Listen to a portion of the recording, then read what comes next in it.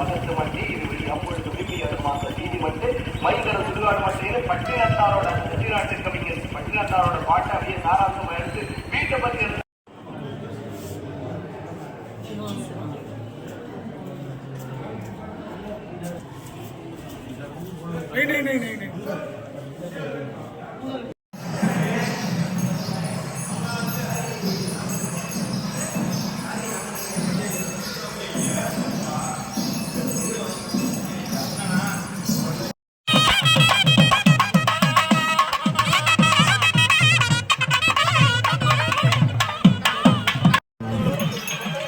போய் இலைய எடுக்க போறான்.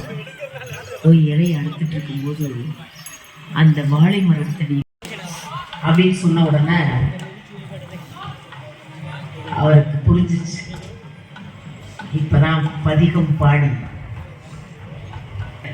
எனக்கு அந்த குழந்தை எந்திரிச்சு ஓடி இருந்துச்சு. திருநாவுக்கரசு இதெல்லாம் பெருசு இல்லை. தாய் தகப்பனோட மனநிலை எப்படி இருக்கும்? நம்ம முகத்துல கொஞ்சம் சோகம் தெரிந்தால் கூட அவர் உணவருந்த மாட்டார். மனச கொஞ்சம் கூட கலக்கத்தை காட்டிக்கல.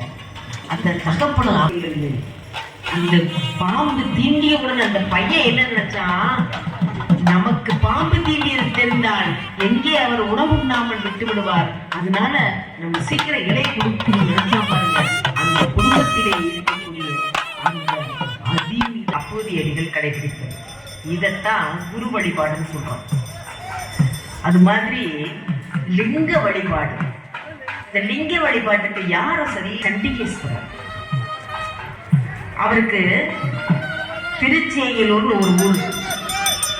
அங்கே மதை வளர்ந்து உபநயனம் செய்து அவருக்கு எல்லா முறை அப்படி வருகிற போது அப்படி நேசிச்சுடுறாங்க. எல்லா ஆகம விதிகளும் தெரிஞ்சுக்கிட்டு எம்பெருமான வழிபாடு செஞ்சுட்டே வந்துட்டு இருக்காரு. கோயிலுக்கு போயிட்டே இருக்காரு. அப்ப இந்த மாடு மேய்க்கக்கூடிய சிறுவர்கள் எல்லாரும் நினைச்சு துன்புறுத்துறாங்க. இதை பார்த்த உடனே இந்த மாடெல்லாம் நீங்க மேய்க்க வேணாம், நானே மேய்க்கிறேன்னு மாடெல்லாம் பிடிச்சிட்டு போனாங்க. அப்படி பிடிச்சிட்டு போகும்போது அந்த மாடுகள் எல்லாம் பிடிச்சிட்டு மேய்க்க போகும்போது அவர் என்ன, இந்த பசுக்கள் எல்லாம் ஒரு இடத்துல போய் பால் சொல்லிக்கிட்டே இருந்துச்சு. அங்கதான் அந்த சிவலிங்கம் இருக்கும். இதை பார்த்தோம்னா அந்த சிவலிங்கம்